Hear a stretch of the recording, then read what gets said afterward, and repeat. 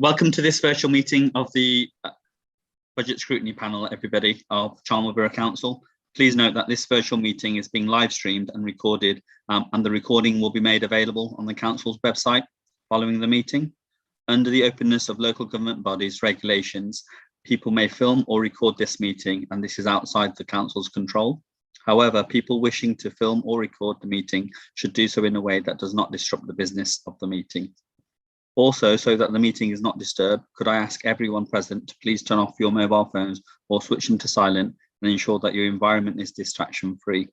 In addition, please turn off or move smart speakers, Alexa, Siri, etc. As these record conversations, and this could be a breach of GDPR. As this is a virtual meeting, it will run slightly differently. Members will need to introduce themselves and state their name and confirm that they can hear and see proceedings. This is important for the purposes of recording attendance and transparency of the meeting. I will do this by undertaking an alphabetical roll call. Members will use the raise hand feature in the participant section of the Zoom software if they wish to speak, and will be allowed to do so in a queue system. Hopefully that's all clear for everybody. So I'm just going to go through the roll call now. Councillor Hamilton. I can see and hear proceedings. Councillor Parsons. Yes, I can see and hear proceedings. Councillor Seaton. I can see and hear the proceedings. We also have in attendance Councillor Barclay, who's the lead member for Finance. Councillor Barclay. Good evening, Chair. I can see and hear proceedings. Okay. We also have officers present as well, and I'm going to ask them if they can confirm the same. Simon Jackson. Thank you, Chair. I can see and hear proceedings. Sorry, Simon. Simon Jackson is actually the Strategic Director. Leslie Tansey, Head of Financial Services. Thank you. I can see and hear proceedings, Chair. Thank you. Thank you. Sally Watson, Democratic Services Officer. Chair, I can see and hear. And finally, we have Ed Brown, Democratic Services Officer. Thank you, Chair. I can see and hear proceedings. Okay. We swiftly go to item 1, which is apologies. None have been received, and I think Councillor Parton is a little bit delayed and should be joining us shortly. Sorry, and Chair, I've got to leave at 7. Thank you, Councillor Seaton. Apologies. Item 2, disclosures of pecuniary and personal interests. Non-stated. Item 4, questions under Scrutiny Committee Procedures 11.17. No questions were submitted. Item 5, declarations, the party whip. No declarations were received, which takes us forward to item 6, which is the period 7 monitoring report. Sorry, Chair, through you. Can we approve the minutes of the previous meeting? We can indeed, yes. Apologies. We've all been circulated with our papers, the minutes of the previous meeting. Are we happy to accept those? Just nod your head in confirmation. Thank you. If there's nothing arising from them, we will go on to item 6, but please do put up your hand if there's anything that you want to question on the minutes. If not, we'll accept them and move on to item 6, which is the period 7 monitoring report. We have Leslie Tansey with us, who will introduce the report, and then we'll go into questions. Thank you. This is item 6, the General Fund and HRA Revenue Monitoring Report for period 7. So that's April through to October. This report's also been presented to the Finance and Scrutiny Committee. Some of the main headings, just to run through, the actual spend on the General Fund at period 7 is 10,807 against a budget of 10,907. That's a current underspend of 100,000. Details of the underspends are included in Appendix 1 of the report. The major underspend of 97,000 is to do with the town hall. At the moment, we've got 97,000 of salaries, other expenditure, and some income shortfalls. At the moment, sort of depending on the show success, we won't know about the show income until period 9 monitoring. Some of the schools are cancelling last minute due to COVID, so there could be some offset against the pantomime income savings against that 97,000, but we'll report that at period 9. The managed vacancy savings, the profile budget is 295,000. The actual managed vacancy saving at period 7 is 381,000. So we are 86,000 ahead of target at period 7. So that 86,000 has been reflected in our outturn forecast. The year-end forecast currently is 260,000 overspend. We are looking to mitigate that, and that is in addition to the 847,000 use of budgeted reserves for the year. We've actually claimed back 276,000 for the DCLG income compensation. So that's actually included in the 260,000 overspend. The Loughborough Special account, the year-end forecast is a £12,000 underspend. 6,000 of that relates to the Thorpe Acre hub no longer progressing. The HRA, currently we have an overspend of 57,000. The main reasons around the HRA are to do with the income losses. At the moment, there's 267,000 on income losses. That's been mitigated by salary underspends, and the HRA are working to keep that overspend down for the year end as far as the year end forecast by salary savings.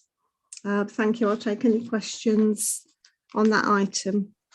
Thank you, Leslie. Are there any questions for Leslie on this paper?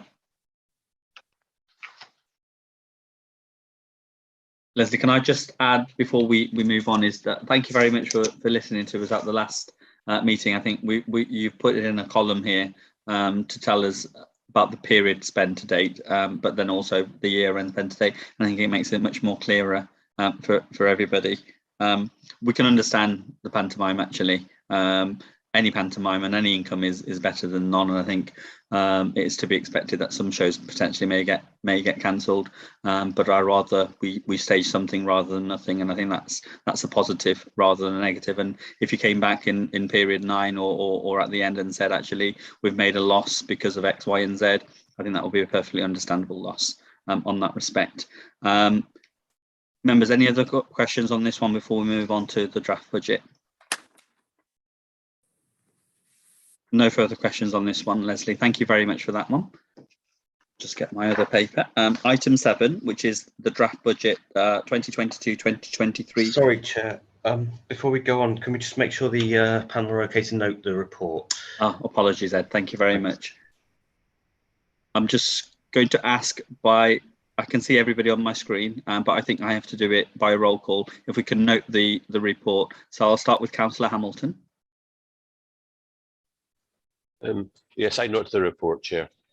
Councillor Parsons. Noted. Councillor Seaton. Noted. Okay, that's unanimous. Thank you, Ed, for interjecting there.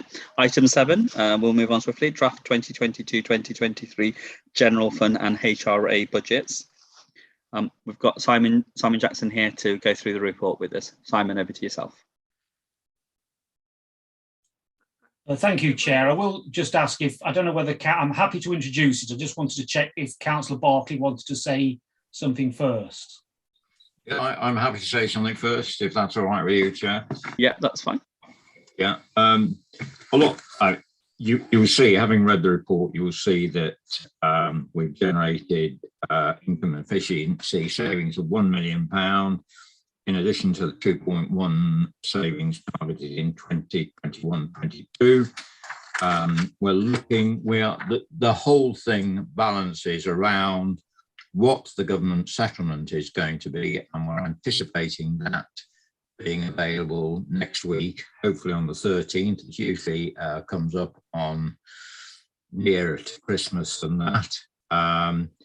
We've got to the end of the period, if this budget works as it should do, we've got projected balances of 4.5 million at the end of 22-23. We've got commercial income of 886,000 included in the budget, and 200,000 reserved to cover any future income losses. You can see a tremendous amount of work has gone into it. This is a draft budget going out for consultation. We're anticipating the funding to be better than we first anticipated, but quite frankly, we can't second judge it. We've got to second guess it. We've got to have the figures. We've got to deal with the facts. But the sort of problems that we've faced over the year have been the new homes bonus is reduced from 3 million to 1 million. It's gone down, reduction of funding in 2.7 million in 22-23. It's going to go down further in 23-24. But within the budget, there's an assumption that funding will be similar to 21-22. The other things that have impacted heavily on our budget are the inflationary pressures, which it's added on the 700,000 above the what we envisage in the medium-term financial strategy. All the major contracts are linked into inflation. But what I would say that I think we can't really do an awful lot until we know what the settlement is. But as I say, this is out for consultation. If the settlement is really anticipated, we're fine. But we need to have that before we have any certainty about where we're going next year. And obviously, if the settlement isn't what we expect it to be, we will then have to take further measures. But let's see what turns up on the week commencing the 13th. So that's a very brief overview, and I'll hand back to Simon, over to yourself, and then I'll go to yourself, Leslie, afterwards. Thank you. Yeah, I'll just add sort of add one or two flavours from the report. So hopefully you've all had a chance to have a read of it. I mean, I think the key thing, as Councillor Barclay said, is that this is a sort of part one budget this year. So this is yet another year where it's where we don't actually know what the settlement is. It's another. We have got another single year with very little information. Previously, though, we have been able to estimate certain elements of the settlement, so that's enabled us to have probably a better view of where we're going to be in previous years. But this year, because of the nature of where we are, and we really know very, very little. So we're viewing this as part one. And hopefully part two, which would be the final budget, will look very, very similar, but it is very much dependent on how that settlement comes forward, as Councillor Barclay said. So probably the key assumption, so paragraph 20 refers to this, and you can see it on the table on paragraph on page 27, so page 9 of 20 in the report, depending on page 27 or page 9 of 20, depending what you've got in front of you there. But we are assuming that 2.7 million of funding will arise in some way or other. So if you look at the presentation on the table, if you look at that, you can see a sort of number in the middle column, probably just over halfway down, of 2728, and that's an assumed number that balances to an amount we got last year. In reality, it could be that that 2728, that the shortfall is made up by something on that line, but it also could be something on the new homes bonus line or in the NNDR line as well. But overall, in totality, we're hoping that the total precept income is around about that 17,585 number, or hopefully a little bit higher, which again depends on the settlement. If I just point out on that table a couple of things, really, So if you, again, in the middle column, sort of fairly near the top, we've got a line which says savings to be determined, and that's 500,000. So we have got two things there. We have got some savings ideas that as officers that we have sort of discussed with members in outline. We're hoping that not all or even any will be required. And again, that depends on the settlement. But what we are keen to do is to make sure that the total use of reserves is somewhere below 500,000. In this draft budget, we're projecting a number of 224. So a little bit, probably a third of the way down. You can maybe see a line which says contribution from working balance and 224. So that's the sort of level of reserves that I wouldn't say we were hoping to use, but that's the level of reserves we would consider to be reasonable, depending on what we know. And actually, what is reasonable may well depend on both the settlement and actually also whether it's a multi-year settlement, whether it's if we know where we're going over a 3-year period, it gives us much more certainty and would allow us to be a little bit more relaxed with usage of reserves if we knew what the likely outcome was going forward. And then if you look at this draft budget, how the numbers are projected, if you go down to the working balance of the 1st of April, you'll see 4.563, so just over 4.5 million. And in the context of a minimum working balance of 2 million, that 4.5 million, if we've got that as of 31st of March 2023, that will be reasonable. And I will just add, the reinvestment reserve and the capital plan reserve, they're clearly earmarked for spend to save and other sorts of initiatives in respect to the reinvestment reserve. And the capital plan reserve, obviously, the idea is that funds future capital expenditure. But if we were in an extreme position, those are both in effect revenue reserves, so we can use those to bolster the working balance should we be in a position to do so. So overall, although financially times are tough and with certainly no room for complacency, we have got a reasonable level of reserves, and certainly less than many other districts, but compared to some of the headline councils that you may have seen in the news, so Nottingham City and Croydon, relatively speaking, we're much in a much stronger position than that. And then I suppose the final thing really is the detailed pressures and savings, which we are proposing are set out on page 33. So Appendix 1 goes through the savings. I won't read those out or go through them, but you'll see a lot of them are around deletion of vacant hours and sort of efficiency savings, which are sort of reductions in stationary budgets, that type of thing. There's obviously one or two other bits and pieces in there, but that's set out on the sort of first section on the table on page 33. Below that, there's where we're looking to raise income, and the large number there, as you'll no doubt have noticed, is the increase in garden waste charges. So we're certainly hoping that that is something we are envisaging we will apply.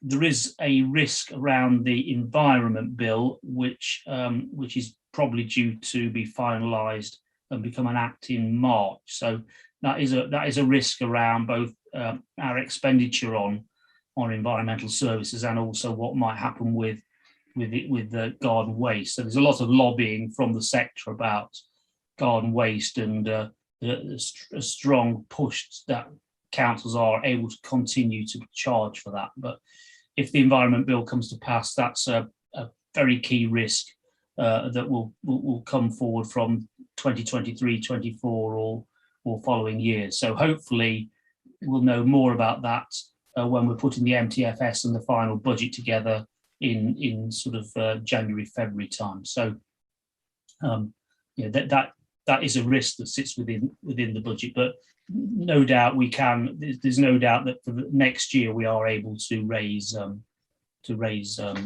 to raise money through garden waste subscriptions. And then just on, and then that's the service saving. That's the service savings and the additional income we're looking to get. Then on the following page, around the general fund, we've got some necessary pressures, which we essentially believe are unavoidable.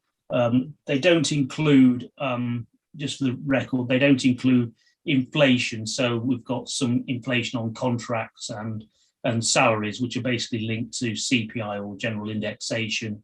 They're all reflected in the sort of increase in the base budget, but these are the other pressures that we don't see as being avoidable at this time. Now, there's other information as well. There's the HRA, which is, you know, a key element of this, and you may well have questions on that. But I'll stop there because the HRA, big numbers, but we've got again, no room for complacency, but with the HRA, we've probably got quite a lot more time to plan and react to likely changes as they come forward. And there is the 30-year business plan is coming forward in the next few months, and that will maybe address that in more detail. But certainly the budget for next year, we're reasonably stress-free on that. And again, there's some detail on Loughborough special expenses, which I don't really want to talk about, but I think there is a Loughborough area committee in the next week or so, which no doubt will cover that item. So I will stop there. Hopefully that's okay. And obviously, if there's any questions between Leslie and myself, we'll seek to answer them. Cheers, Simon. Leslie, is there anything further you'd like to add? There's only just a couple of things. I think Councillor Barclay might have already mentioned that some things that we have built into the budget, we've actually built in another 200,000 to add to the commercialisation reserve. So that takes that up to 608,000. As Simon mentioned, the CPI and the RPI, they've grown massively over this last year. So RPI now is 4.9%. So that's on one of our major Serco contracts, which is the biggest contract. So that's a big hike for us this year. And the CPI is 3.1%. So we've built those into the budget now. We have actually built into the budget salary inflation of 1.75 because we still don't know what this year's settlement is. And then on top of that, another 150,000. So we've been more prudent and cautious on building some inflation into the salary costs and the salary budgets. We budget for 100% of the salaries. And on the HRA, like Simon said, we've got 16.4 million on expenditure, 22 million on income. So the net balance, which is 3.1 million, what we do with that, we earmark that to go into the it's a revenue contribution to capital, and that tops up the HRA capital plan each year. So you'll see that on the HRA, we're proposing the national guidance is CPI plus 1% on the HRA, and the HRA balances. Just to say, which is in the report, that obviously the weekly rental is still lower than we've got a business plan. So we have a company that's done the business plan, so it's still lower than the peers. And the balances, HRA balances, 9.6 million on HRA financing fund, and that's to cover any debt repayments should we go that way. We are seeking advice at the moment on that for the 30-year business plan. And then we've got 3.2 million on major repair reserve, and that again, that figure goes into the HRA capital plan as well. So that's it from me. Thank you. Thank you, Leslie. Councillors, over to yourself to ask any questions. Who'd like to go first? I can't see any hands up at the moment. Brenda's got a hand up. Yeah, Councillor Hamilton, and then I'll come to Councillor Seaton. Sorry, I was looking at the digital hand. Apologies. Thank you, Chair. Well, thanks for that. It's very detailed, but of course we know that there is always a degree of uncertainty in these things. Revisiting the garden waste charges, where you have projected additional income of 300k. Now, does that have the assumption that you retain the same number of users of the service, or do you factor in you might have a slight reduction in the number of users due to the increase in charges?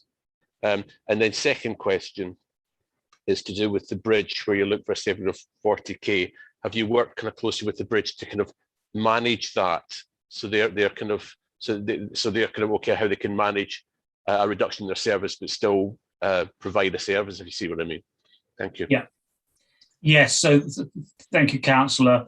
In terms of garden waste, yes, we've factored in a small reduction in subscribers, though we do believe it's essentially price inelastic. So we basically increase the price and you increase the revenue. So that is our view, and I think that's been borne out by our experience. In terms of the bridge, I've not been part of the negotiations personally, but I do understand very strongly that the head of service has been working with the bridge, and I think our proposals are the result of having discussed our contribution to the bridge and taking it forward on that basis. And I think although there is a reduction, we will still be contribution towards the services that the bridge offers. Okay, thank you. Councillor Seaton.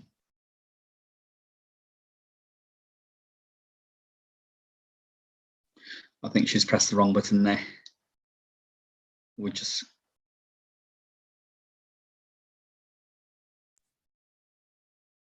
Okay, we'll come back to Councillor Seaton. Councillor Parton. Okay.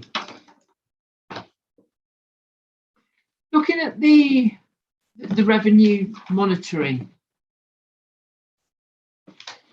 section, it talks in table B, page 9, about garages.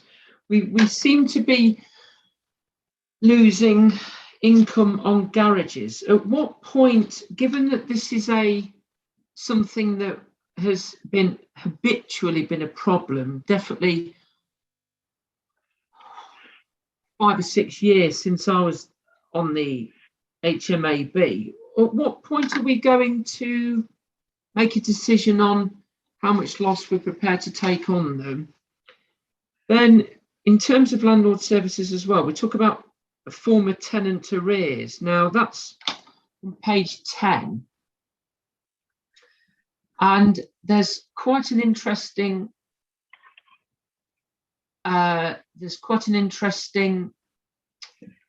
figure where you've got a lot of people owing £2,000 or more. There's quite a big jump from 1,000 to 2,000, then 2,000. It jumps quite significantly. And leading on to that, where we have recipients of universal credit, it says that you can apply to claw money directly, but only after 8 weeks arrears. How much are we losing and how much are we gaining back? Bear in mind, sometimes we're not receiving rent for 8 weeks. I mean, I've got quite a few things I've gone through, but I've got about 15 or 20, so there's 3 to begin with. Who'd like to take that sequence of questions? Yeah, Chair, if I may, I thought we dealt with this item. We've already dealt with it, haven't we? The revenue monitoring report. We have. Bear with it. Yes, Councillor Parton. We've moved on to item. So 7. We're doing the draft budget.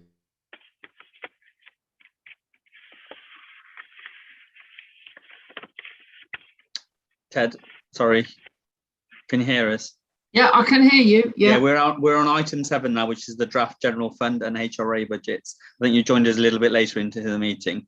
Yeah, there was no Zoom link for the meeting, so Right. Okay. Yeah, so apologies for that. So right, so you're on the draft general fund and HRA budget. We are. So what I'll do is I'll let you collect your thoughts, Yeah, and I'll move on to Brenda, and then I'll come back to you. Is that okay? Okay, yeah, all right then, Councillor Mayor, that's good, yeah. Thank you.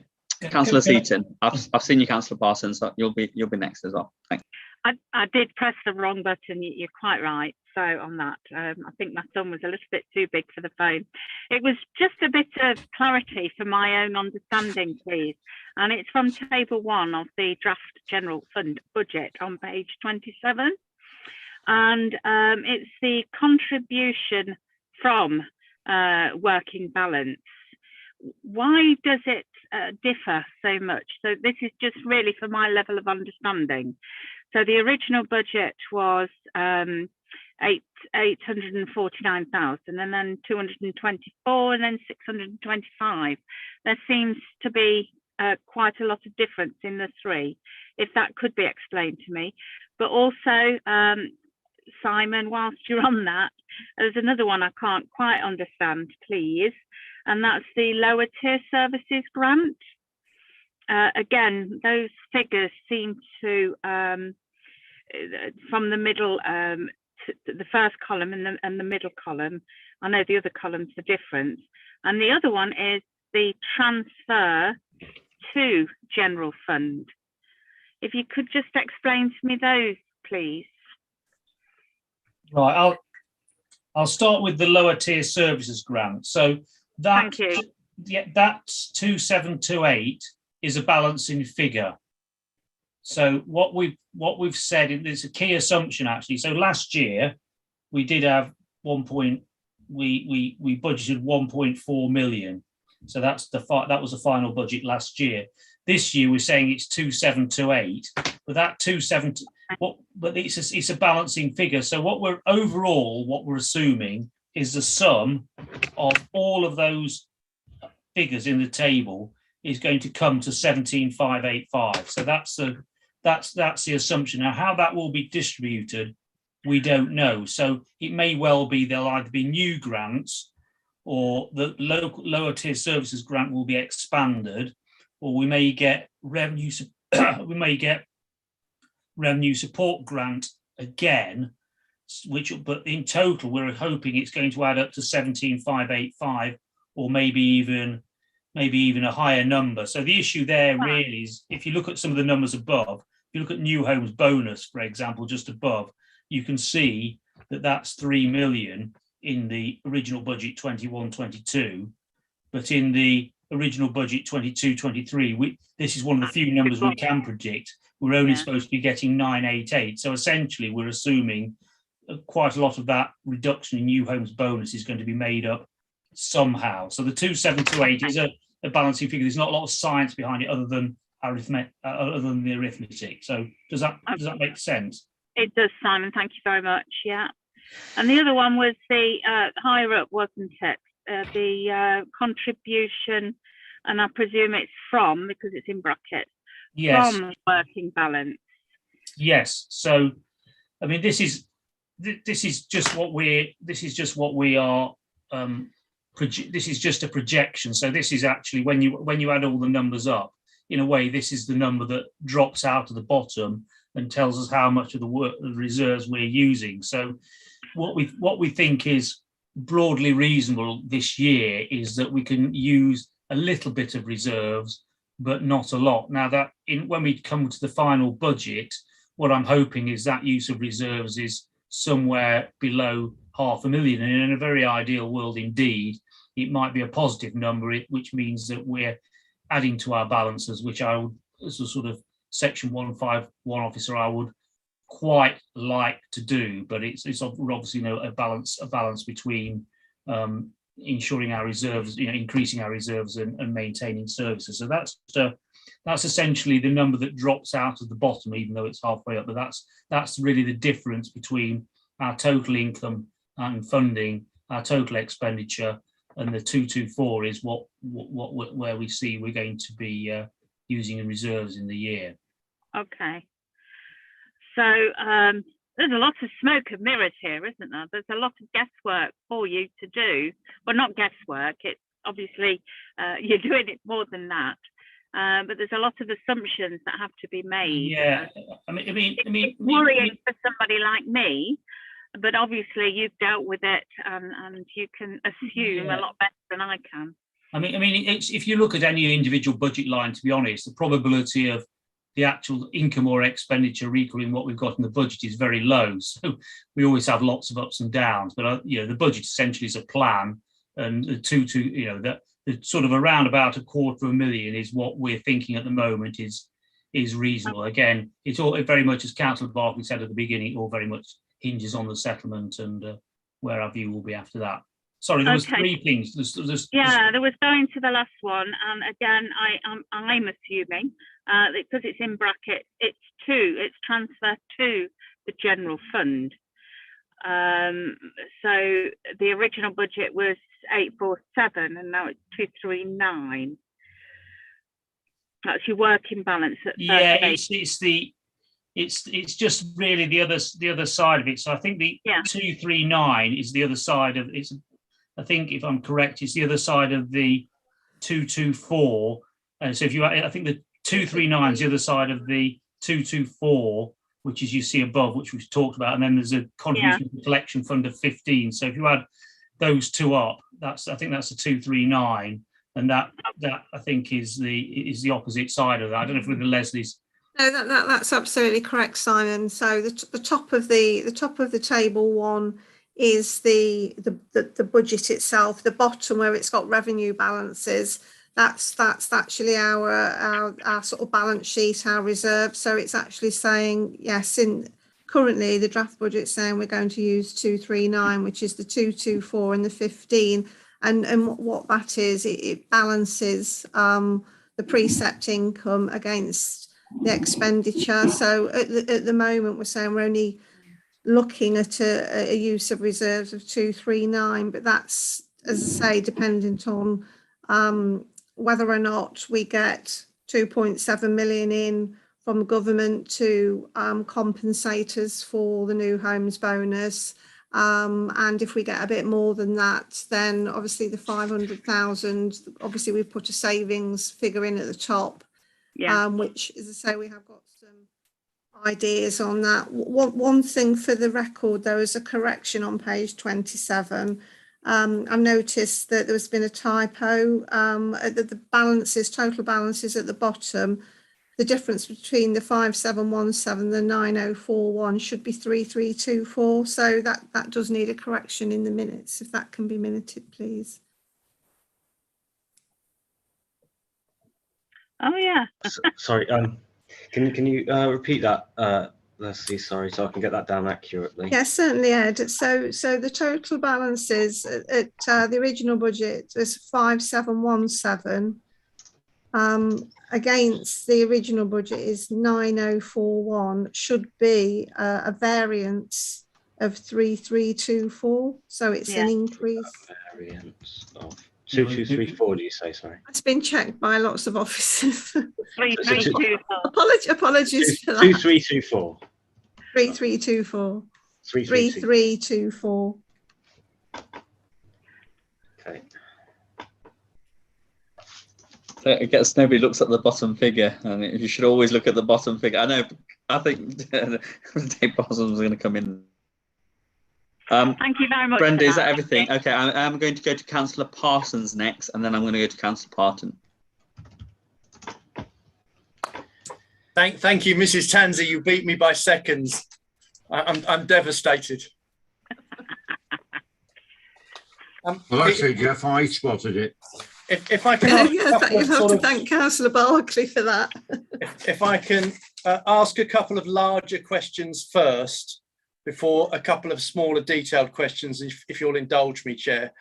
On page 24, page 6 of 20 of the report, but on page 24, if you're looking at the papers, General Fund Budget Overview, point 14.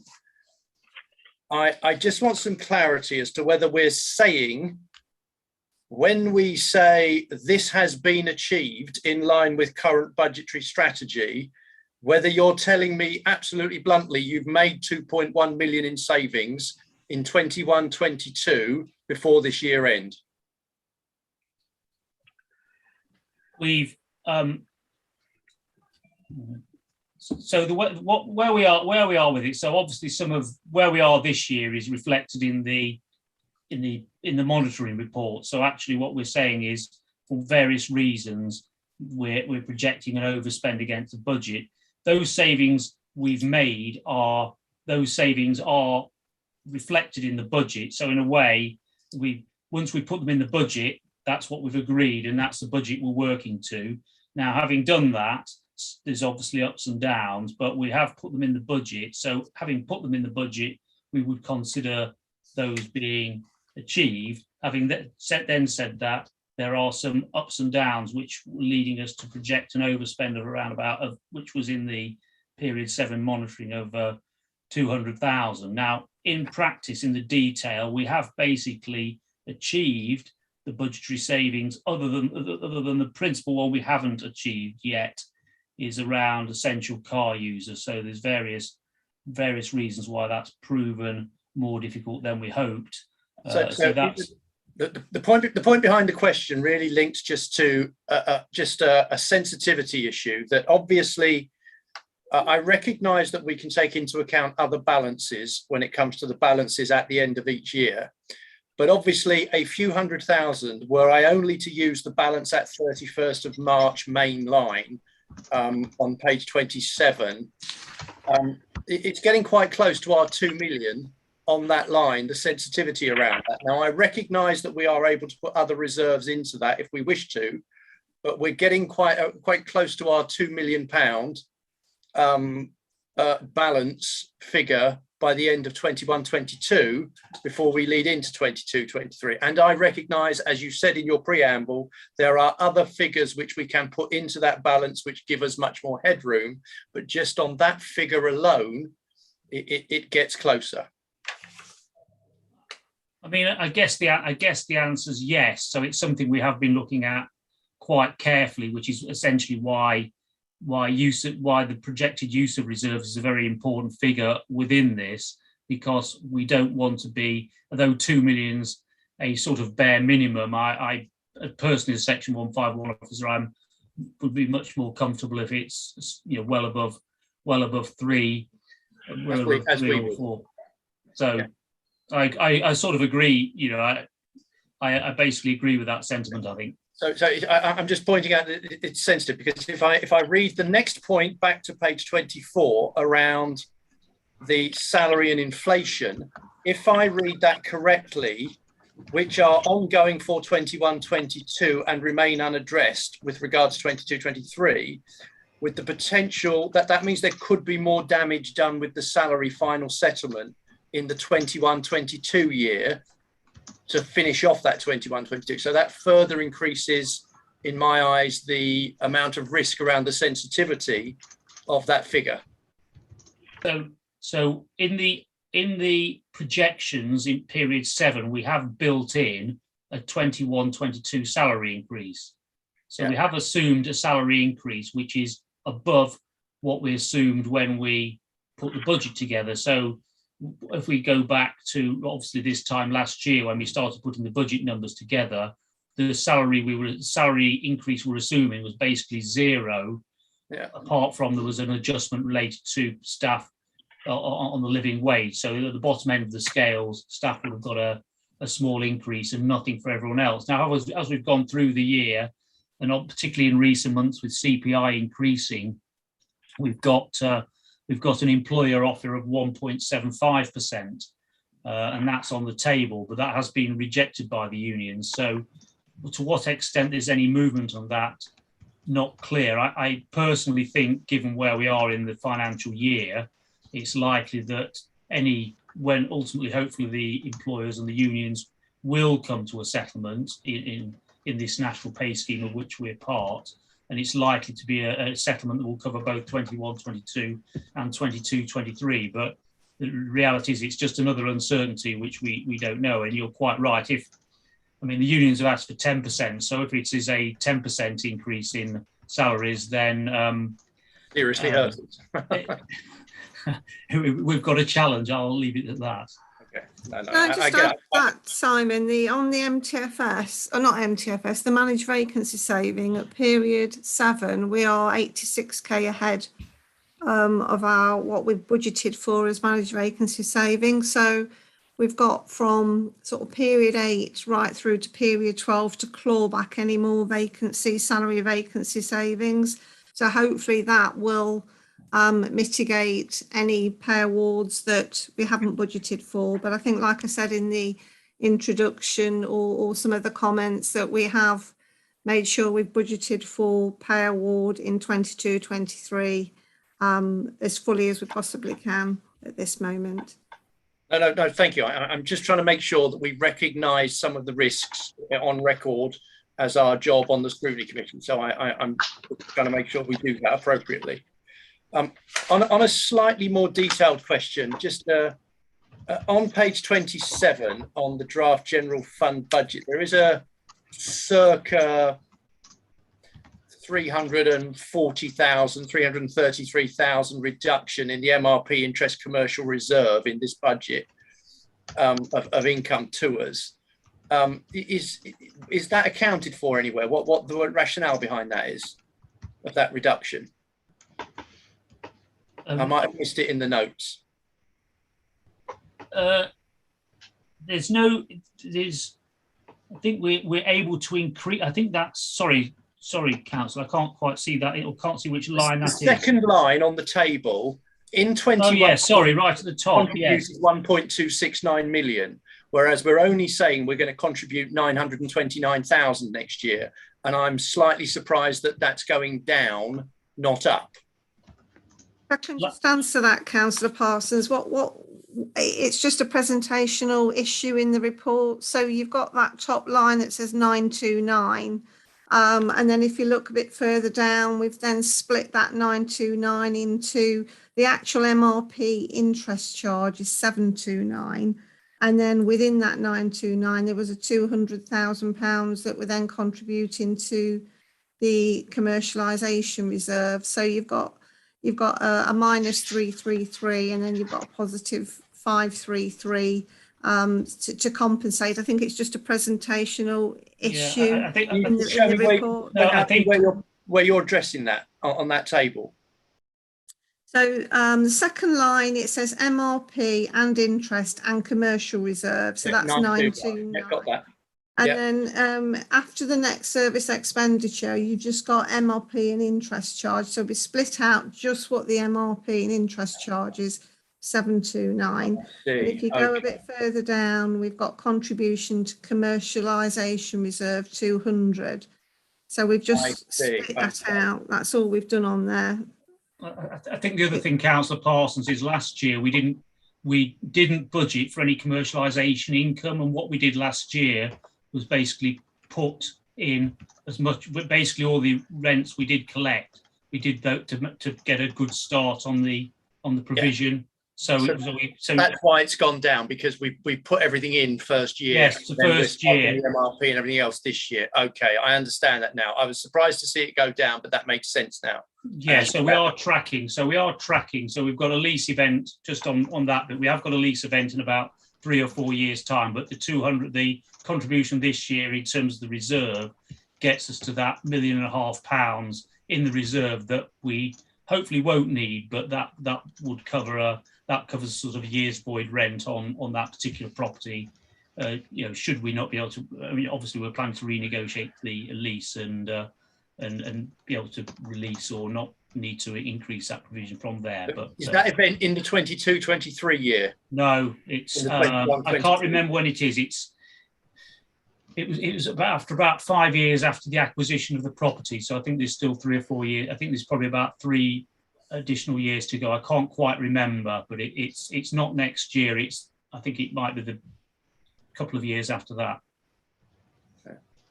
So we are building up that reserve to make that £1.5 million. I think in probably a year or two we'll probably start having conversations with the tenants and get some ideas what they might want to do and see if we can extend the lease and etc. But that's sort of an operational thing we're doing around those properties. My last question is it sort of relates back to where I started really, which is around the working balances. I read the context of trying to set the three budgets, that we tried three different versions of everything positive, median, and everything negative. And I'm just trying to get my head around it. Are we drafting the 22-23 budget with a deliberate view to the significant increase in the working balance at year end? Or is that pure timing, phasing chance that we're significantly increasing that working balance this year in 22-23? Has that led any part of the budget debate? We need to increase our working balances, therefore we're increasing it by over £2 million. Or is that just a byproduct of the budget process?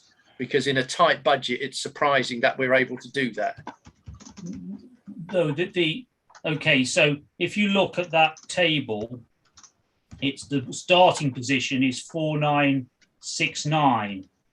So that what actually that reflects. So that when we set the original budget, we thought we'd be at 2.5 million, but we were prudent. So what we did have was some benefits basically relating to business rate retention. So there were two or three things that happened which enabled us to release some of our provisions back into the general fund, because some of the risks that could have crystallised didn't. So the key things really are: one, we settled on the enterprise zone agreement. So that was a big slug of the difference.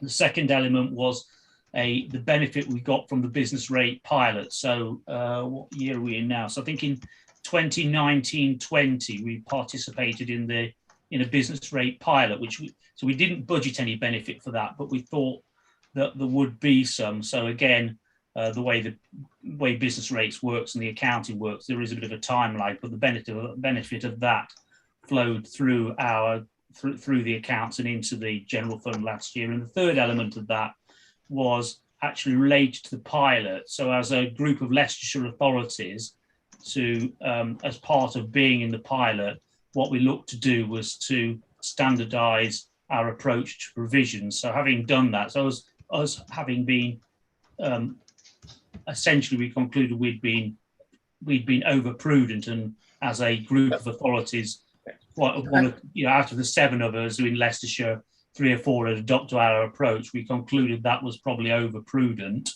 And although we still maintain quite substantial reserves, the method we'd had of building up those provisions was starting to look a bit daft. So we had those sort of one-off adjustments which impacted last year. So that meant our starting position is a lot better. So actually what this budget says is we start at 4969 and we'll use 239 plus some transfers to the reinvestment reserve, and that's where we get. So basically start at 5 million and get down to 4.6 million, which is what this budget says we're looking to do. Now that was very good last year in terms of business rate retention, but they all were one-offs and benefits of prudence and activities that we'd been undertaking probably in the previous 3, 4, 5 years. So we've got my final point, just to link that. So we couldn't ask certain questions last night because of the cancellation of the audit committee meeting. I did informally allude to you that I was trying to fully understand the process with the rates. Am I right in thinking that the line I might have taken last night, which I indicated about trying to comprehend the issues around the rates, is responsible largely for this difference and this increase in the starting balance for the point 22-23? I think so, yes. It's hideously complicated business rates, but yes, I think is the answer. This is, we are the provisions for the appeals is an ongoing black art, to be absolutely honest. But I am confident that having made these adjustments, I am confident that where we are at the moment in provisions is perfectly reasonable, and that's predicated and based on the rules as we understand them at the moment. And there is always, again, as part of the settlement, and then there's a subsequent return we do called NNDR1, there is always a danger with the government. The rules can change as we go along, but based on the rules that we've got at the moment, we think we're okay. And again, in terms of risk, the big risk is the settlement. That could be that in a very, very worst case scenario, we could be 2.8 million short. We've got another budget item on views of the settlement, so maybe we'll talk about that separately. But in a sort of what I would describe as an Armageddon scenario, that we could be, it could be very, very significant. I don't think we are there, but we'll have to recognise that the level of uncertainty and variance within the settlement numbers is very large as we sit here today. I think that's big. Thank you, Chair. So just to sum up, the key risk areas then, just to sum up, we need to still obviously deliver on 21-22's savings, and there are some pressures around that with regard to salary increases, the settlement, other bits and pieces, inflation obviously going forward. There is pressure in terms of what the final settlement figure is. I'm very cognizant that we've got a very significant amount on the brown bins and the future of that particular area, because whilst the increase is 300,000 or whatever it is this year in 22-23 on the £10 pay increase, the total amount were that jeopardised by the Environment Bill is probably heading skyward of £1.5 million or something by now, by recollection, possibly more. So that's obviously a major area, and that'll go into the MTFS when it finally gets there. So it's really just to flag those key areas, and obviously to keep an eye on the commercial side, the commercial rents, commercial property, which obviously we continue to try to do. Okay, thank you very much, Chair. Thank you. Thank you. Cheers, Councillor Parsons. Ed, can you take a note of those concerns? So when we recap later, we've got them there. Is that okay? Yeah, Councillor Parton, cheers, thank you. Councillor Parton, over to yourself. Thank you. If I, some clarification, please. When we were asked in an email, could we start thinking about suggestions? To clarify, were we being asked, Chair, to think of suggestions again for savings? Was that what we were being asked to start considering? No, it was to do with any suggestions that we had with the budget. Anything that we wanted to put in our recommendations or our report. Okay. Well, there's 2 points here. The first is for clarification. Where we've got customer service and contact centre reduction in hours, and we've also got reduction in the amount of grants that we're providing, strategic partner grants. To what extent is the salary and hours being reduced on and or redundancies for the community and voluntary sector posts, and also the customer service and contact centre, and where you've got customer service contact centres saving 1,000, to what extent is that actually savings on wages? And then there's a point regarding commercialisation with the 200,000 divide over in savings should we loss of income. At the Scrutiny Commission on Monday, I was quizzing the director, and he was saying that I was asking him, how confident are you that that all of the tenants we've got in place in our portfolio at the moment are in immediate danger or long forecast to struggle, and therefore we would lose money. And we were assured that there was hardly any risk whatsoever. So what's the reason that we've transferred 200,000? So if I try and answer those, Chair. So just in terms of the savings in customer service, that basically is all salaries. So it will be all salary savings. Will be running a compliant process, sort of going through the consultation, etc. In practice, I don't believe that it should be too painful for that staff group, because we know well, we've got a fair idea that there's one or two in there who would like voluntary redundancies, which would be the bulk of the saving that we would need. And also, in terms of the rest of the staff, it really is half an hour additional or half an hour less type of thing, because within the contact centre there are two things that help us really. One is there are a lot of part-time staff who do relatively flexible hours, so it's relatively easy to flex them, and also the staff turnover is relatively high in that area, so it's quite likely that people will come and go anyway in the period between obviously announcing this and the likely implementation of this, which is due 1st of April. So in this, it is all salaries, but in this particular circumstance, we don't think that will be that painful. The 200,000 transfer, I think, is what I was sort of alluding to in terms of a lease event, and what that is the term of the tenancy comes to an end, and at that point, obviously, the tenants can walk away. We've in buying the properties, what we looked at, well, what various things we looked at, which Justin would no doubt have told you, but we look at the quality of the tenants and the tenants' covenant, but also what the period of that lease is, and whether we think it's likely that the lease would be extended or not. So, but obviously, if the tenant can walk away, there's clearly a chance that we could lose rent for a period of time. And the lease event and the 200,000 is to cover a void period when we wouldn't, assuming that we would have to relet and the first lease event relates to offices actually.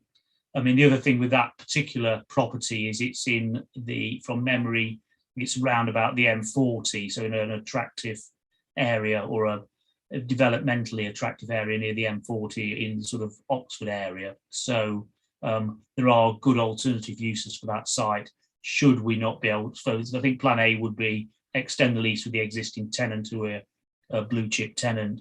Plan B would be to think about letting it out, a refurb, and then gaining the income. And then plan C would be potentially looking at alternative uses for the site, which we would believe would be attractive and lucrative in terms of a development opportunity for either us or an acquiring party.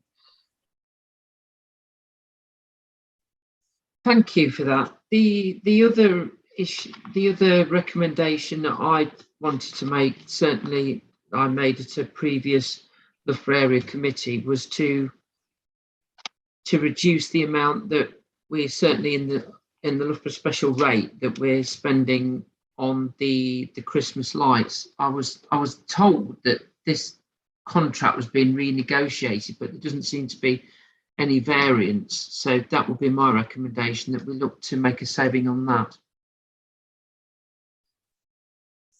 And that's all for me, Chair. Thank you.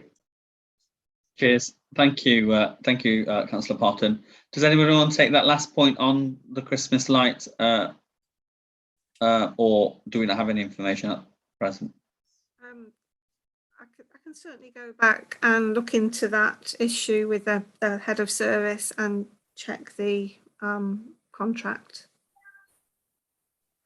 Thank you very much, Leslie. That would be appreciated, just so that we could cover it off. I had a couple of questions, and it just several have been raised already, so I won't go over them. But I just wanted to know about the brown bin, the extra charge on the brown bins, of how we determined to raise 300,000 as opposed to say 500,000 or 100,000.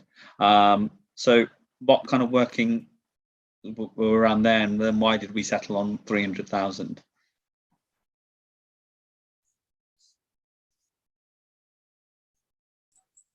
You're muted, Simon. Sorry, Chair. Yes, I mean, it's a judgment call, so we could have essentially working it out is relatively simple arithmetic. So as I said, we would assume maybe a small drop in subscriber numbers, but basically we do know how many subscribers we've got, and we can multiply that number, which is, I think, around about 15, 20, 25,000, 30,000. So it's a number that's, I think it's less than half of the total number of properties in Charnwood, but still substantial. So we can multiply that number by the proposed price increase and calculate the gain. Now, you know, why not 100,000? Why not 500,000? I think it's a judgment call about what we think is reasonable, and actually to a large extent that's informed by benchmarking. So we've had a look at what others charge. So we don't want to be, we obviously want the revenue, but we don't want to be hideously out of step. So having done some benchmarking, we believe that that increase is reasonable. I think that's an important point there. Councillor Parsons, I saw your hand up, so I'll refer back to yourself in one moment. I just wanted to finish that one. I think that's what we don't get in the paper here, and maybe that kind of explanation that we have benchmarked it and that we have looked around, and that's why we came to that figure. Because we read it and we can question you, but a lot of people read it, they don't get the opportunity to question and find out more. They just think we've picked that figure out of the air to fill a gap potentially. So maybe the benchmarking thing, a bit of explanation there would appease those kind of queries. Councillor Parsons. Thank you. It's just, I think it's my ignorance, Mrs. Tansey or Mr. Jackson. On the HRA account, I can see, so I'm looking at page 32, the actual table of the HRA account, and I don't really understand why the revaluation goes into a budget, but I see it's netted off down below. So I see a reversal of the gain. I don't know why we'd put a revaluation into a budget. I'm not quite sure what the technical reason is behind that in the HRA account. There must be a reason, because I presume that's kind of like a capital gain or loss on a revaluation, but that's not quite the question. In trying to just understand the very bottom of that table, where it comes down and the final figure of 13,869 is called appropriations. I'm just trying to understand why it's presented like that. And we've got those one-off costs of a pension adjustment, accumulated absence adjustment, nothing in the original, nothing in 22-23. And it seems we just balanced off this thing called appropriations with the net opening expenditure or income figure above it. So I just don't quite understand why we do that. It's my ignorance. I'm sure it's correct, but it's my ignorance of that accounting methodology.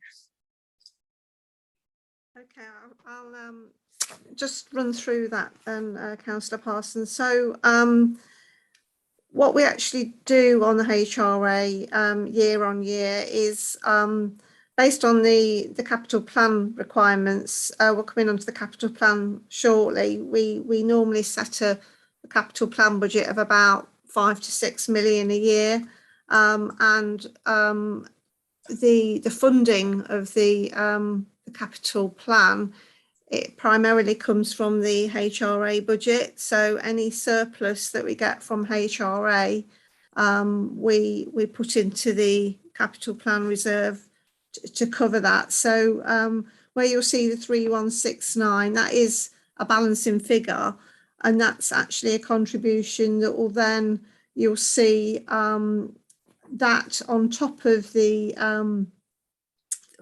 which is the depreciation in essence. So the depreciation's in there as an accounting entry, but we can use that to fund the capital plan. It's just how the HRA accounting treatment is worked. So effectively what I should be understanding is that the line, the bold line above it, net operating income, where it says 3169 in brackets for the coming year, that's actually a contribution to help us in the capital expenditure. So that's actually the bit I should be noting. And the line that's mentioned appropriations is just being used as a balancing figure to zero off. Correct. Okay, that's odd. I don't really quite understand why it works like that, but that's fine. I'll note to look for that next time. So thank you very much. Thank you. Thank you, Councillor Parsons. Okay, I had one other point as well, and that was true regarding the table that we have on page 33, where a lot of the service and the savings are from. And I want to focus on the customer services desk, because obviously getting access to offices, but getting access to the council is key for our residents. And we're reducing the hours, and it's coming across as reducing the hours, and we're reducing the numbers there. My co-councillors, colleagues today spent 20 minutes trying to get through to Charnwood CBC, and then gave up, and then put on our WhatsApp group that she'd been trying to get hold of, and we gave her an alternative number direct to the department. So that's just something just to illustrate that actually we're reducing the hours and we're reducing people trying to get access to the contact centre. Have we done any background as to how many people are trying to get through, what the cutoff is? Because if a councillor couldn't get through on 263151 for 20 minutes today, the public must be giving up.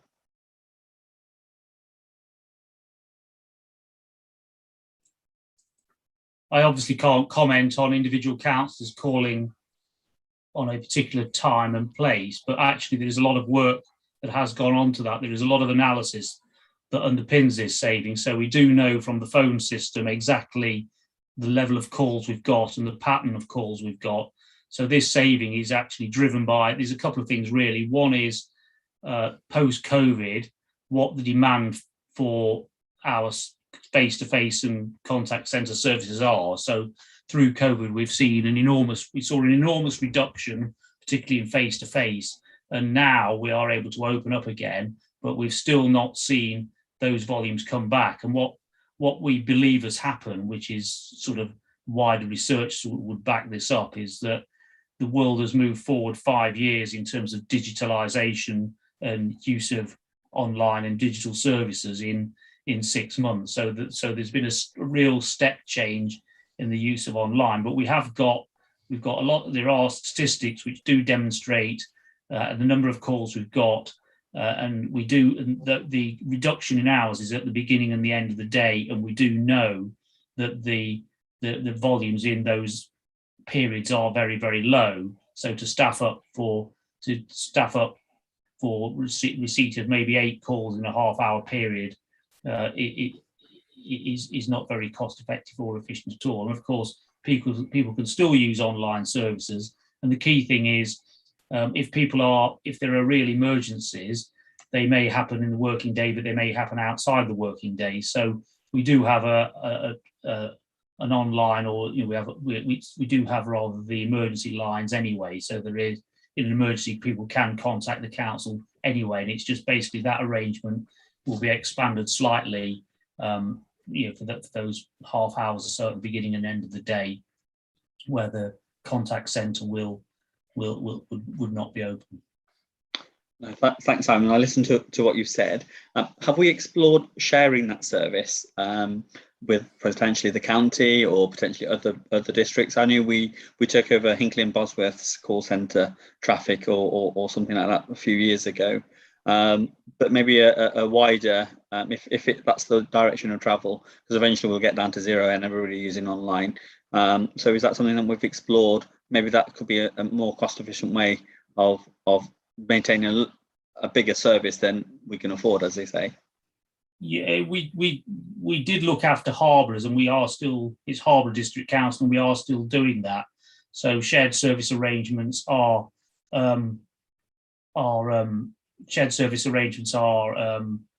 possible. I have to say, Harbour are withdrawing from that agreement, and nothing to do with what we're doing. They've actually made a point of saying they've been very happy with the service, but they are reducing their costs. So they're reducing their costs at a level which we could not afford the service that they sort of want or get at the moment. So how they're squaring that particular circle, I'm not sure. But we're open to shared services, but these things are, to be honest, not the panacea that we sort of may hope. They're usually sort of difficult and complex, and the savings are rarely anything spectacular when you actually get down to looking at it.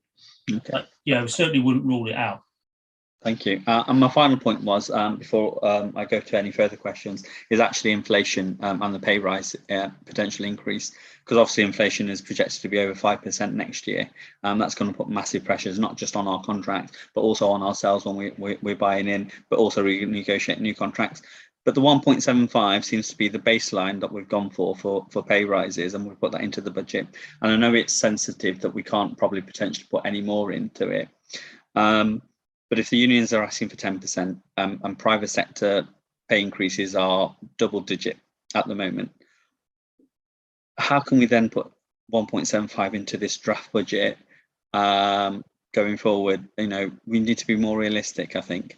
And what is an extra 1%, 2% going to cost us in relation to wage inflation? I know that this is a public meeting and we could talk about it all day, but I just wanted to know what the impact would be on a budget, say of 1% or 2% or a further 3% pay settlement. So in the general fund, every additional 1%, Leslie will correct me, but I think our general fund salary budget all in is about 13 to 14 million. So 13 to 14 million type of number. So every 1%, so 130, 140,000 pounds.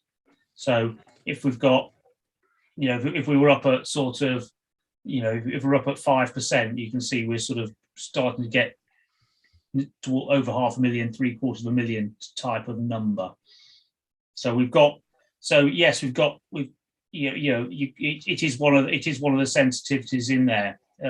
You know, the government may conclude that it's going to fund that. Of course, the other thing that we've got a challenge around is employers' national insurance. So that's another bonus feature with what we've got, and we've built some of that in. But when we get, as I say, you know, we are very much waiting for the settlement, and then we'll have to construct when we construct the medium-term financial strategy, we have to do it with some care. So it is a sort of a bit of a line to walk. If we're sort of prudent on every line, then we rapidly project something that's clearly unsustainable. But you know, in some of those lines, some of those lines will be bad news. Some of them, other areas might be better. So, okay.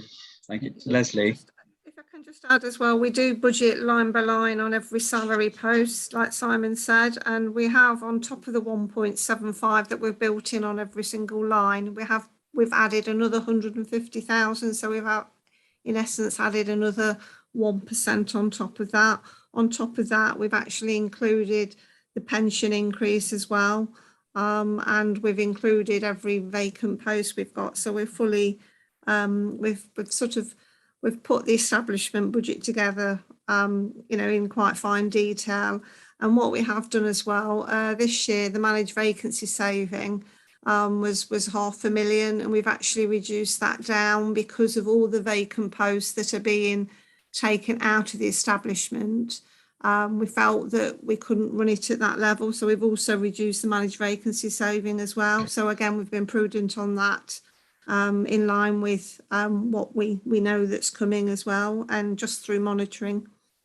Okay, thank you for that, because that is insightful, because we had our another scrutiny meeting, performance scrutiny, a couple of last week, where an officer couldn't recruit to a post for various reasons. I think it's very difficult to recruit to the post, and that's gone down probably as a managed vacancy for now, or a savings on salary, but we can't deliver the services that officer is trying to deliver.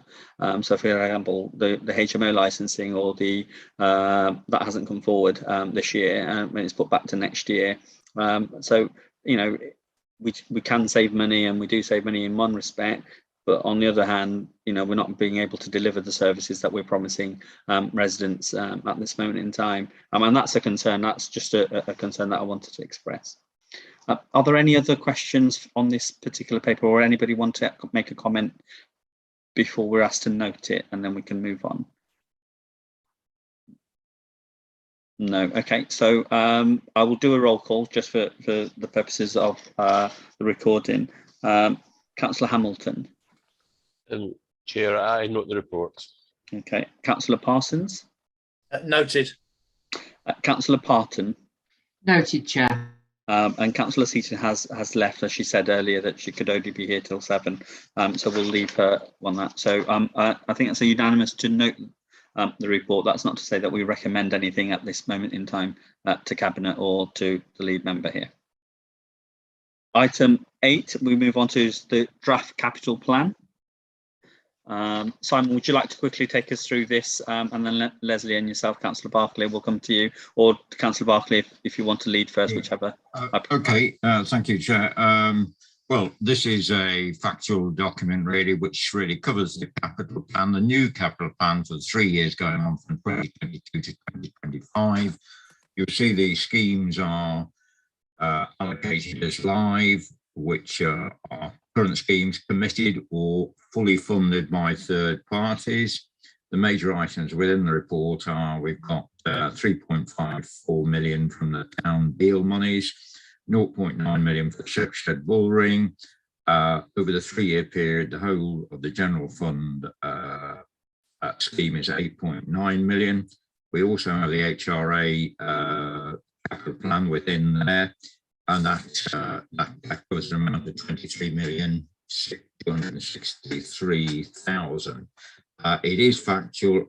Every scheme within there is noted, and every line is explained. So that's for every directorate, every project, it's allocated as such. And I think really I haven't got anything else to say apart from that.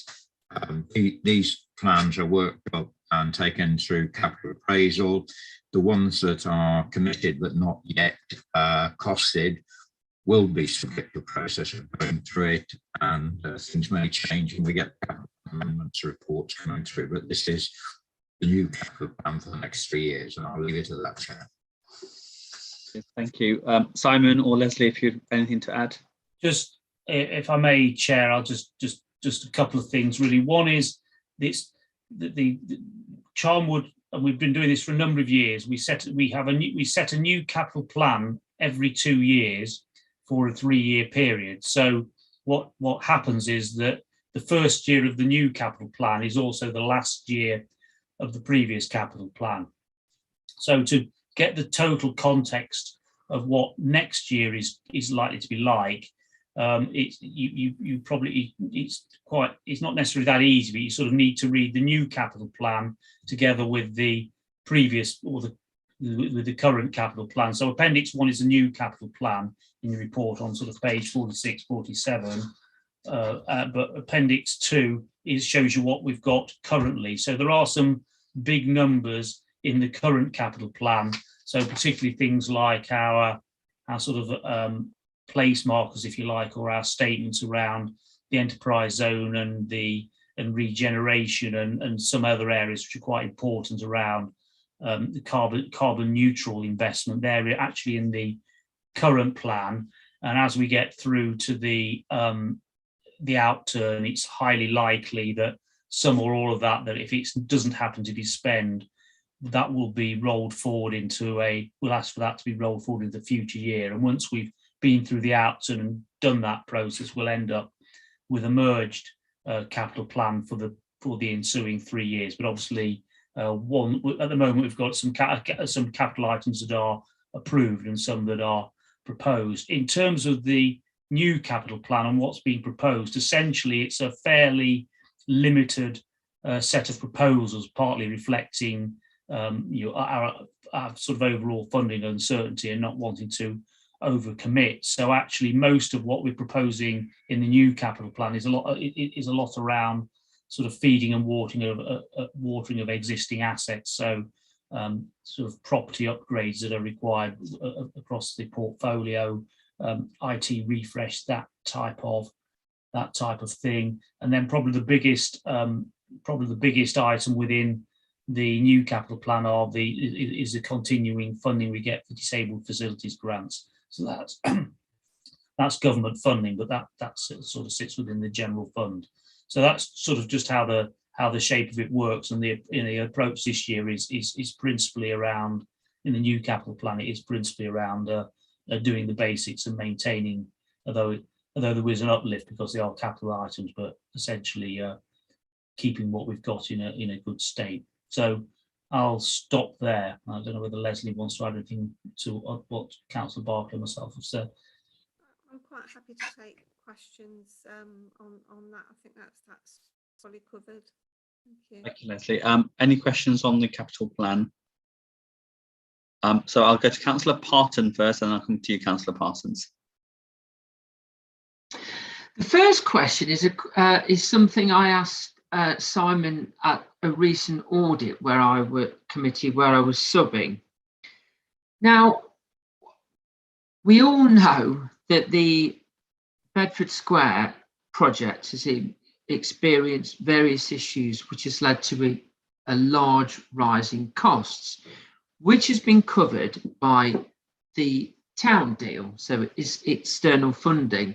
But with the Shepshed works, we've committed 0.9 million. In the scenario where similar issues or other issues are experienced in Shepshed akin to what's happened in Bedford Square, what happens then? And at what point do we, because it does it does say in here that there is, the paragraph does explain what would happen, but how much contingency have we built in, and should we be putting that in the figures, saying that there is a cap where we would be willing to go over, or we would stop at? Because if we take the worst case scenario that it doubles, as has happened in Bedford Square, that's another £900,000. So just on that last point, although Bedford Square the cost has increased significantly, the scheme has also expanded significantly. So although the scheme's a lot more expensive, it's a lot bigger. And of course, the key reason for expanding the scheme was to attract the town deal funding. So net, the additional funding on Bedford Square is actually not, the additional council funding is not a dreadfully significant amount. I think it's around somewhere between 50 and 150,000. I can't precisely remember, but it's a relatively small amount in the context of a £3.7 million scheme. So Bedford Square is slightly different. In terms of Shepshed, you're absolutely correct. Is the contingency sufficient? And actually, we had a senior leadership and team meeting yesterday, which Leslie was also involved in, to discuss exactly this point. So what will happen on Bedford Square is that potentially we'll do some initial feasibility work to dig into the ground to see what's there. And then what we'll do is revisit the costs and include appropriate contingency. And that will no doubt produce a different number to what's in the capital plan at the moment. And that will flow through, and members will get a chance to look at that and vote on that through the cabinet and I guess the council process as it comes through a capital plan amendment report. So you will have an opportunity to look at that and ask questions about that as that goes through. If it changes significantly, obviously we haven't done that work, but we do know that construction costs are increasing, raw materials, labour costs, etc. So that estimate we've got in for Bedford Square was based on quotes, etc., but they are now probably a year, 18 months old. So it is probably not unreasonable to guess that they will have changed since that time. If I can just add on the Shepshed public realm, or the bull ring, we've got £500,000 in on the current plan. So it's the £500,000 plus the new plan of 900,000. So in totality, it's 1.4 million of the two schemes. Like Simon said earlier, the current scheme, the current plans will roll forward. So we've not spent anything on that yet. So when we do the outturn, in Appendix 2, you'll see we've got £500,000 already in the plan approved on that. So this is the 900s in addition. Okay, right. That's useful information. Another question for May. It could be that I have missed it or not picked up. So if that's the case, if you'd be so kind as to point me in the direction of where it is. But where it just moving down from that paragraph about the Shepshire Bullring, where it talks about proposed schemes of 8.9 requiring council capital receipts funding 2.6 million and external funding of 6.3. So where is that 6.3 coming from? Presumably there's 3.54 town deal. Where's the remainder? I can answer that, Councillor Parton. So you've got 3.5 million of external funding, which is coming from the town deal.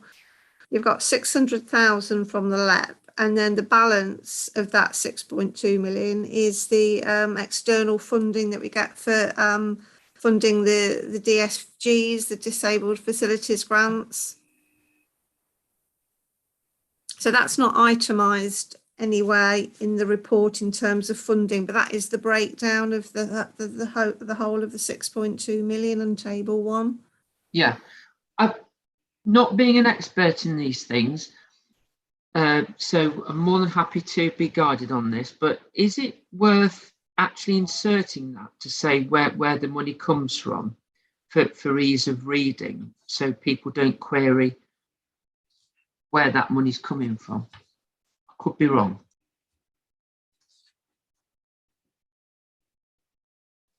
Thank you, Councillor Parsons. Councillor Parsons. Thank you very much. 3 points. Is there something significant in the capital receipts for 23-24 to warrant the large increase in capital receipts on the general fund capital plan, 1.433 million for that year? Is there a major sale planned that we don't know about, or something major as a capital receipt? I think that's primarily how the profile of the budget for the 3 years is actually set. So I could look into the profile. So it's I'm not totally sure without going back to the full detail, but obviously when we set the capital plan, we profile the expenditure and then we profile the funding to match it. So I just need to check. There must be there's obviously the expenditure. I can see what you mean. Yeah. So I'll just. So it's going to be Leslie, won't it be isn't it the profiling of the right to buy receipts? It could be, Simon. I'll just have to double check. So that is, we haven't got. If Councillor Parsons' question is, are we anticipating selling a large asset?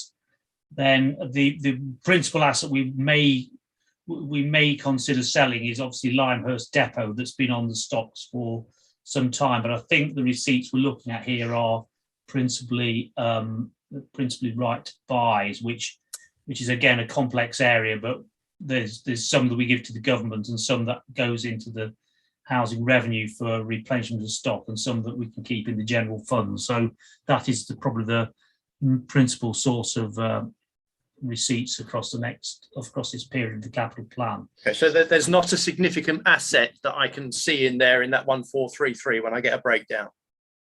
I need to go back and get you that breakdown. The one significant asset would be Limehurst Depot. I'd just be keen to know because there's quite a significant difference, and I'd just be keen to know on that basis if there's anything major in that capital receipts. My second question is about the commercial properties. Is there any capital in this new expenditure for the commercial properties? There's no capital at all in here for the commercial properties. No. Okay, that's fine. Last question then.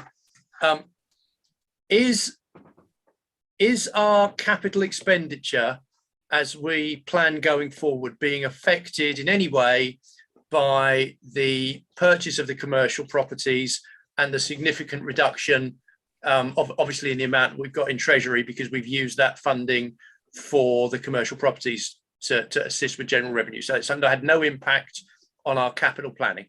No. There's the new prudential codes coming out, and sort of between the government and SIPFA, there are going to be new rules on borrowing. So in a way, the impact on us of that has been to really, it's not impossible to buy commercial property, but it just makes it difficult. So the impact of it is that we're not expanding our commercial property portfolio as we otherwise might have. I think with a free run at it, obviously we don't want to overcommit, but we may well have spent another 15 or 20 million pounds given the success of what we've got. But we were not doing any of that, and actually, capital, although the treasury balances are lower than they would otherwise have been, they still remain pretty healthy. If we wanted to commit to anything else, if we want to do another 3 or 4 million forward funding of the enterprise zone, for example, we're still in a good position to fund that through it. That was the point behind the question. I just wanted to establish that what we've done in commercial properties, I understand that we're unlikely to buy any more because of the changes SIP for rule. So I understand that. I just wanted to get on record and understand that it's not affected our future capital plans. And that's great. That's good. Thank you very much. Thank you, Councillor Parsons. Next, I've got Councillor Hamilton. Thank you, Chair. Just one question and then 2 clarifications, really, what I'm looking at. The first question is really page 42, when you're talking about table 1, so that's the point 6, and you're talking about the 8.9 million of the general fund, and you're saying that's made up of council capital receipts of 2.6 million and then external funding of 6.3 million. And these rather uncertain times, how certain are you of that 6.3 million? And so what's the risk around that? And then the 2 points of clarification is page 47, when you're talking, and that's at the top of that table, you're talking about live schemes, year 2022-23. Why is there nothing in that column? And there is for the subsequent years.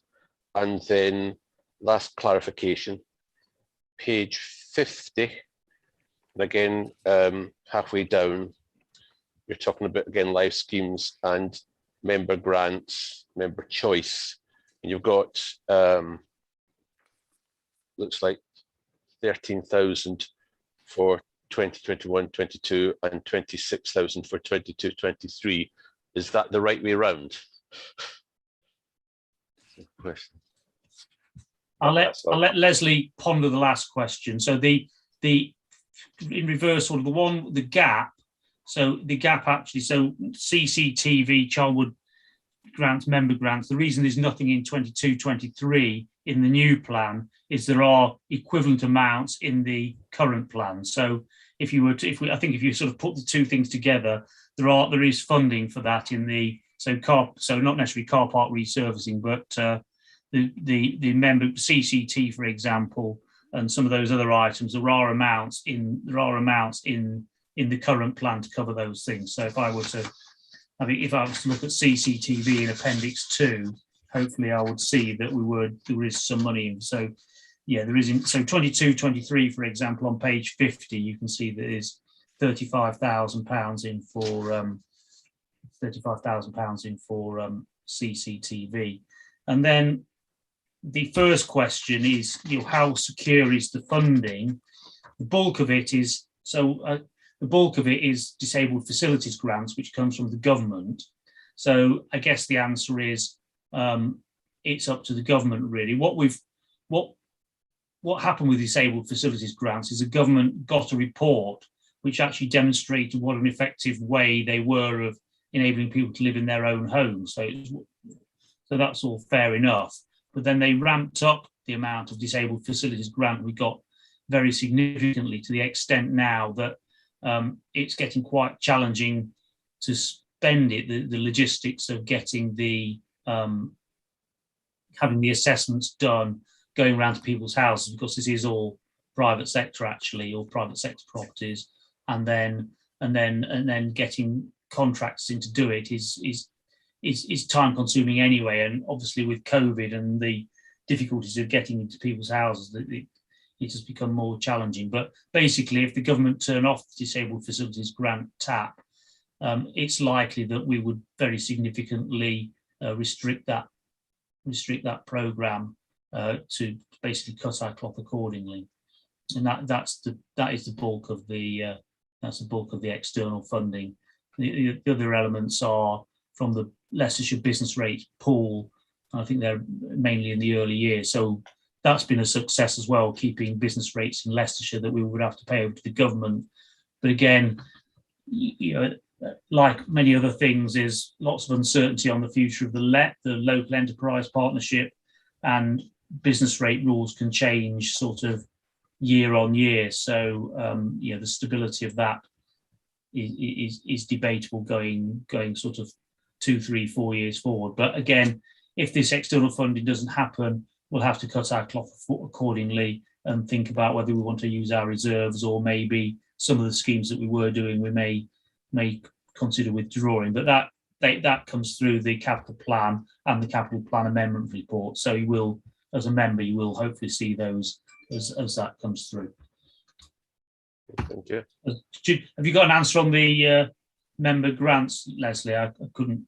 Only similar to how you've described the CCTV. So I don't think it is the other way around. I think we could have reduced members' grants in 21. I mean, the appendix 2 is the current plan. So we've got 13,000 for this year. We normally have 26,000, so I'm not sure why we've reduced it, but that's as it stands at the moment anyway. That's actually been approved in the current capital plan, so I'd have to look back to see if it was reduced or it was. So member grants was £1,000 per member, and it was all revenue. And I think it's been, and then we concluded, because of the nature of the grants coming through, that a lot of them were of capital nature. So we assumed half and half, so half revenue and half capital. Right. And I think from memory, we may have reduced those member grants to £500 a member. I guess the members on this. We did. Correct. We did. Yes. And so, and again, using that 50-50 split, I think that would explain where we've got to on the 13, I believe that's the case. Right, okay, because I thought it was kind of being reduced, and that was it being reduced. So you're saying like it's stepping up again. I wasn't aware of that. Yeah, I think that to be fair, Councillor, I think we probably need to check as to why that is. That may have been a number we carried forward differently, or it may have been on discussion that member grants were only going to be of a capital nature, so we retain it at 26, but make them 100%. Assume they're 100% capital. So apologies, I don't know what the scenario is on those. Okay. I mean, I can certainly check that and report it back. I'll go back through the amendment reports. Okay, thank you. Cheers, thank you very much. I just have a quick query, point of clarification really. So the enterprise zone, we put away 15 million. I don't think we've spent any of it, or negligible amounts compared to that 15 million. I don't think we physically had that money. Were we going to borrow that money? I can't remember now with the timeline. So would that just drop off because it doesn't carry forward into the following year? Is that correct in understanding? So that's a member choice ultimately. So on the enterprise zone, there was a 50 million, and this is sort of loosely linked to the projected development on the campus and on the Loughborough University sites. Now we've actually spent 2 million. I do know that the lady, I don't know if some of you may know Gosia, some of you may not, but she sort of heads up a lot of she basically heads up operations on the Charnwood campus site, and we have had some conversations, and I think they've got some plans in place which may then draw down another tranche of that money. So again, assuming we can arrange a forward funding agreement, so that, I don't know, she's quite coy about what she's got in mind, but certainly she's been in conversation with me, and potentially after Christmas we'll get to know about that. So what that in practice, I think it is likely that a proposal will come through council to carry that amount forward into the new capital plan. The other amount is a 50 million regeneration pot to use for regeneration, and there's not an awful lot behind that. That's a statement of intent, but any both with the enterprise zone and anything else, any actual individual scheme has to come through cabinet. If it's anything above 50,000 has to come through cabinet, and any scheme above £250,000 also has to come through council. So again, you should see anything we do in those areas. You should see. So you should see the carry forward, and you should see the any actual individual schemes we undertake coming through council in due course. Sorry, I was muted. Thank you for that. Thank you for the clarification there. I was just wondering where, if we could get access to that 15 million, then we'd have a bumper. It is. Sorry, apologies. It would be all money that we would borrow either. Yeah. No, I thought either externally or I think the if the campus need 5 million, for example, and we agree a forward funding agreement, it's likely we would do that through internal borrowing. But that's a sort of likely scenario that may come to pass maybe in the second half of the 2022 calendar year, I'll guess. Okay, thank you. Are there any further questions on the capital plan? Councillor Barclay. Oh yes, sorry, I see the hand now. Yes, Councillor Barclay. No. The only thing I would say, really, Simon, if we did borrow that money, the repayment on that money would come from the business rates, would it not? Through the LEP. Forward funding, the way the forward funding works is that it's connected with the way the enterprise zone operates. So as a general rule, business rates from the enterprise zone are operate in a different way to the business rates generally. And we rather than sending any to central government, 85% of those go to the LEP, local enterprise partnership. But if we've got the campus or Loughborough University wants to develop the site, we can arrange, so it's subject to covenant and security and the sort of business case and projections of what they're creating on the site. But if we want to enter into that forward funding, we take out the business rates that we would have remitted to the LEP and keep them ourselves to repay any loan. And we also have a small margin on that. So in respect of what we've got with the campus, I think we're sort of making 14,000 a year over the next 4 years. So it's not big money, but it's every little helps, as they say. Thank you, Simon, for that one. Any further questions on the capital plan? One final question, and this is to Councillor Barclay. How can ward councillors feed into the capital plan? I mean, there's lots of money, £8 million, but how do we get access to that to put proposals through? Not to say that we should spend it, but put proposals through. The heads of service put forward projects for the capital plan. So what I would do is it'll be subject to an assessment. It'll certainly be worked up by officers or gauged by officers. So they bid, all the heads of service bids for a capital plan. So as a ward councillor, if you have a scheme that you would think you would like to carry forward, I would suggest you talk to the head of service in the area where the capital plan requirement is. See if it's obviously got to come through and be approved, but that is the way through it. All the heads of service put their capital plans forward for the next 3 years. This is the next 3 years. So you would have to start working now for later on, but that's how it works. Cheers. Thank you very much, Councillor Barclay. Just to refresh my memory and also pass on information there. So we've been asked to note this this item as well. Oh, sorry, Councillor Barton, I see your hand up. One last question. Simon, you alluded to unfuture certainty regarding the LEP. That's something I've heard at the county council as well. What are the risks should the LEP cease to be, and how would we mitigate such loss of income from them? Well, so the LEP, it's actually, if the LEP ceased to exist and everything else stayed the same, we would be looking for another vehicle. So maybe some other structure, maybe via the county or the city, or a new combined authority or something of that nature, which would be the body which would collect or be the repository of business rates from the pool and would then distribute it back to individual authorities or applicants. I suppose the risk is, the two risks really are, one is whether this sort of actual business rate pool and the ability to generate business rates and keep them in Leicestershire rather than have to remit them to central government. So whether that mechanism is allowed to continue. So at the moment, we understand, at the moment it is, but as you know, you can't be, you know, at any time, I suppose the government could announce that arrangement's finishing, but at the moment that still exists.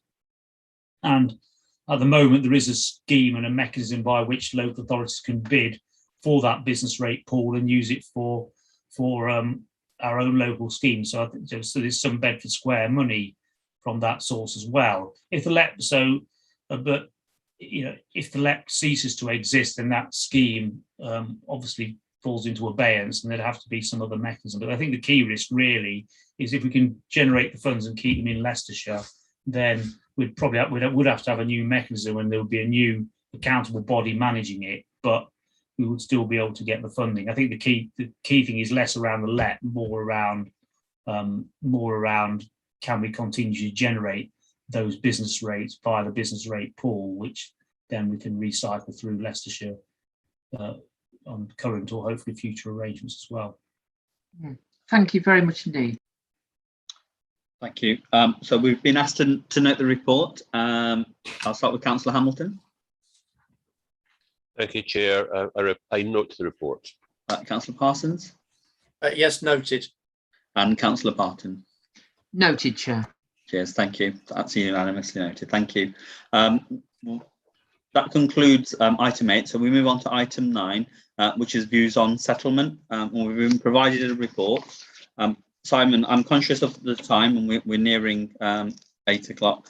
I'd ask you to briefly take us through that report, and we'll do any questions, because I just wanted to touch on recommendations or potential recommendations before we wrap up the meeting. Thank you. So I'll do this extremely quickly, but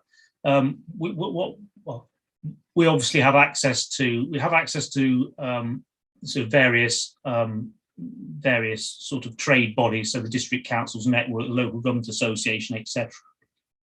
And we also retain a firm of consultants called Pixel, who were connected with the Sitford, but they're now not. But basically what they do is they read, so all these bodies read the Chancellor's statement and pass the words very carefully, with the idea of getting clues as to what the local government settlement is likely to be and how that's likely to play out for individual authorities.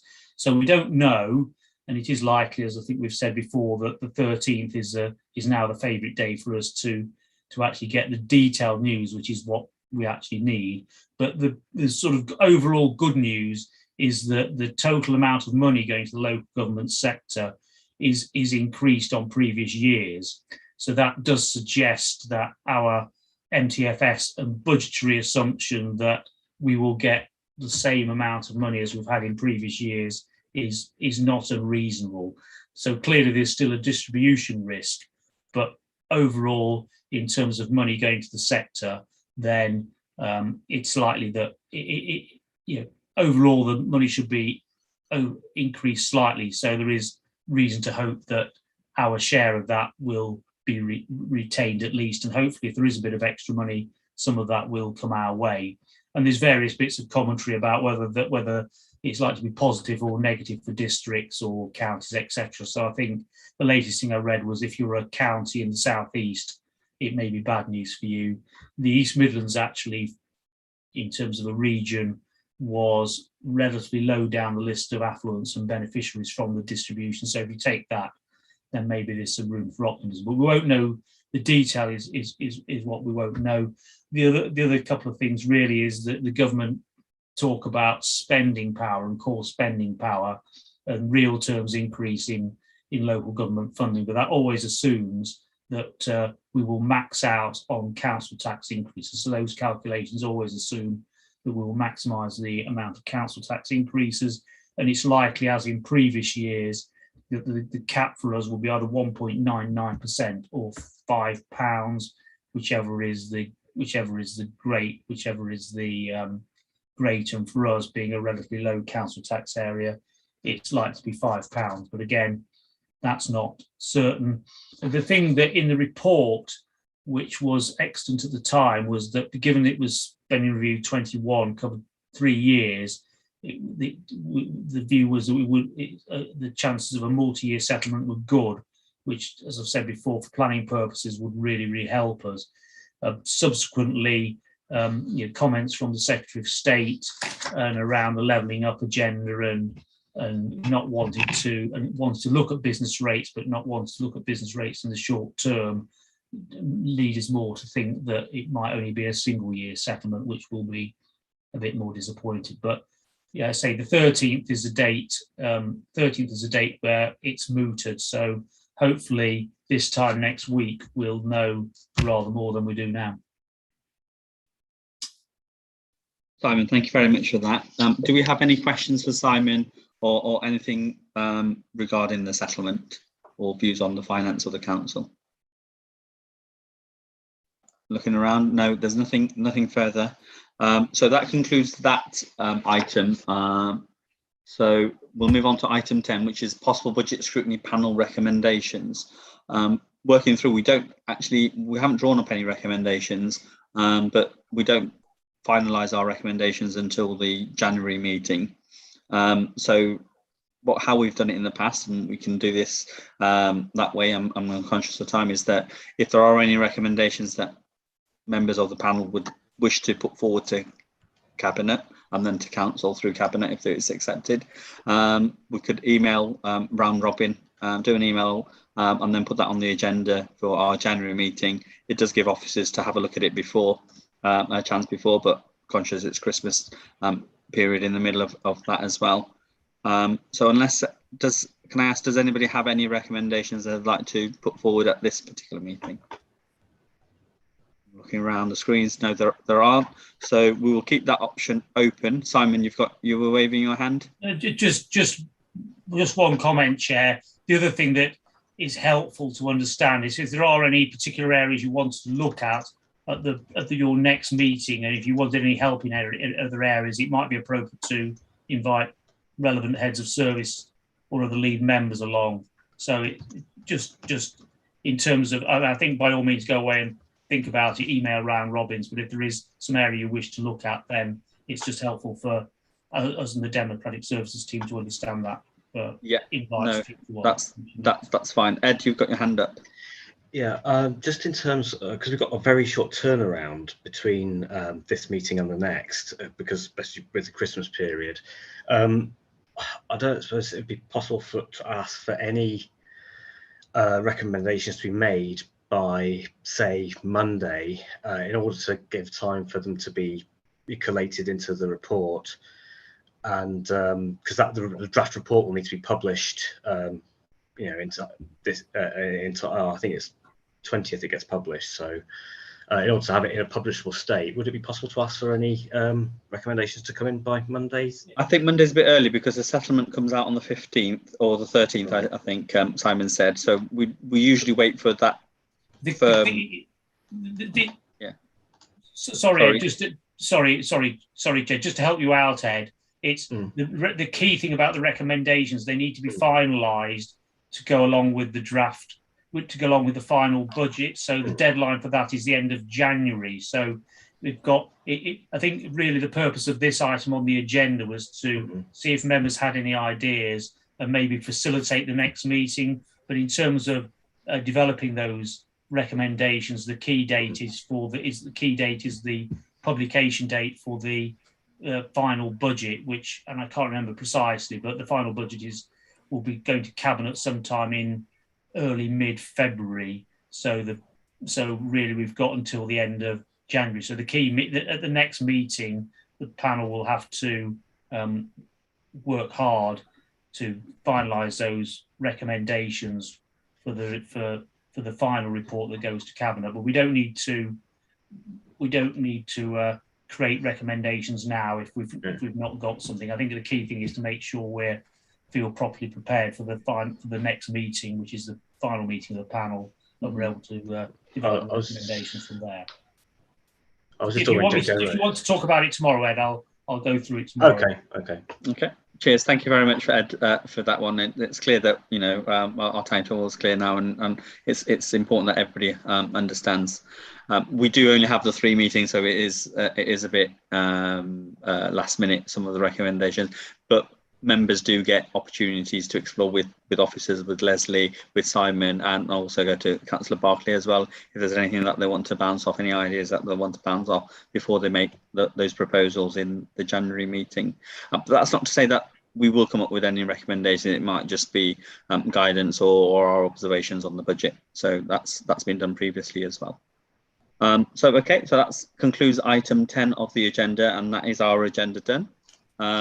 If there's no other questions and nothing of I'll just close the meeting. So see you all.